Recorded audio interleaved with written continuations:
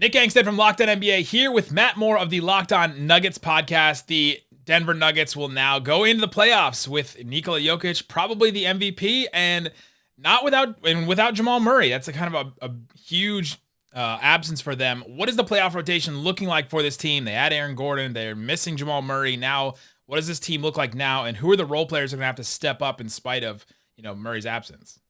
So it's not just Murray. Murray's out for the entire season. Will Barton's 50-50 to be back before the start of the playoffs. PJ Dozier is less than 50-50. I'd say he's only about a 25% chance to be available when the playoffs begin this Saturday. So they're down all three of their starting guards. If you include Gary Harris, they're down to their fourth guard from the start of the season. Obviously, Nikola Jokic, Michael Porter Jr., Aaron Gordon. That's the front court. That's solid. Facu Campazzo and Austin Rivers right now are your starting guards for the Denver Nuggets. Then behind them, Paul Millsap, JaMychal Green, and JaVale McGee. Two of those three will play, not all three. So two of those three will play based off of how Malone feels the matchup is. Monte Morris is back. He's in that rotation as well. And from there, it really kind of depends on what the team needs, whether it's Shaq, Harrison, or other players that they can have to rely on because they are so shorthanded going into the postseason. What's the reason for Monte Morris not playing ahead of Campazzo or Austin Rivers from somebody that doesn't watch the team every single day? I am so confused by that. Yeah, so it's just a matter of, honestly, it's two things. One, Morris runs the second unit better. He's just very good and comfortable with that second unit. Two, the Nuggets starting unit has been great with Campazzo.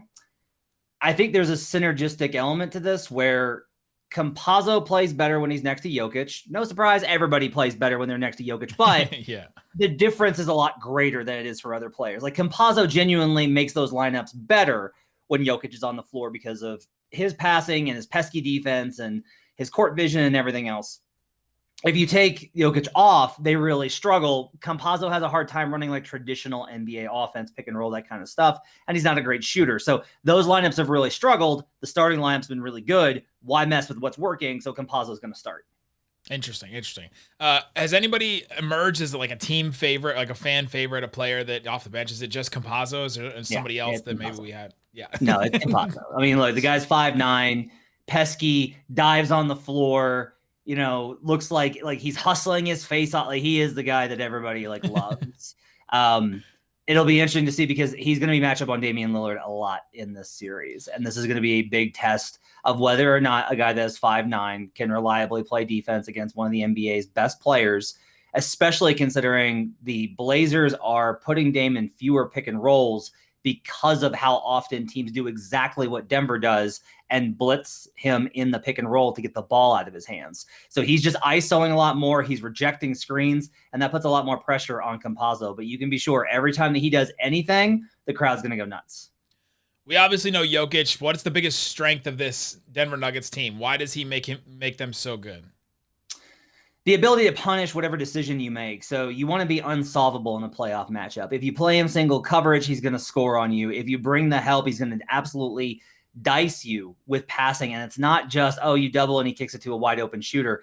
It's that he's able to fake passing it to that wide open shooter, get you to react, and then dump it underneath to a cutter. He has the best vision of anybody in the NBA. He's probably, honestly, even with Chris Paul and LeBron James existing, the best passer in the NBA right now. And his ability to counter all those matchups is what makes them so strong offensively. I think, however, since Murray went down, we have to talk about their defense. Their defense has been lights out. They are basically playing Jokic and MPJ carry them, and the defense holds it down. That's been their secret to success since Murray went out. And what are the weaknesses of this team now? Is it just the depth now because of all these injuries? No, it's on-ball shooting. So this is a big issue for them.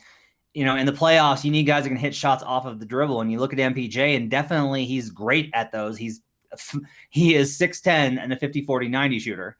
However, he does tend to get put a little bit off of his balance by tough physical defense, which is all he's going to face in the playoffs. He's going to have to adjust to that and make pull-up shots consistently in order for them to be able to carry it, because especially if Barton's not 100%, they do not have anybody else that if the defense drops in coverage versus them in pick and roll situations that can hit shots off of the dribble and create their own. It's a glaring absence for Denver without Murray.